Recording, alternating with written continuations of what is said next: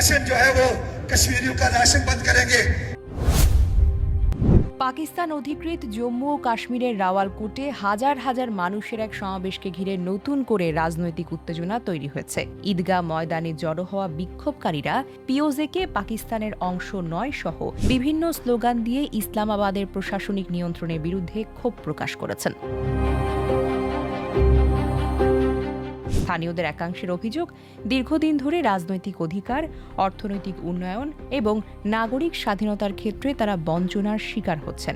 সমাবেশে অংশ নেওয়া অনেকে আজাদি স্লোগান দেন বলে বিভিন্ন প্রতিবেদনে দাবি করা হয়েছে। প্রাক্তন ভারতীয় কূটনীতিক দীপক বোরা এই ঘটনাকে একটি বড় রাজনৈতিক সংকেত হিসেবে উল্লেখ করে বলেছেন, এটি শেষের শুরুর ইঙ্গিত হতেই পারে।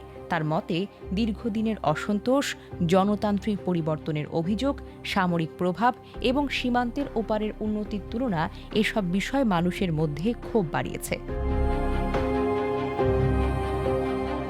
বিক্ষোভকারীদের একটি অংশ দাবি করেছে, তাদের ভবিষ্যৎ নিয়ে সিদ্ধান্ত নেওয়ার ক্ষেত্রে স্থানীয় জনগণের মতামতকে গুরুত্ব দিতে হবে।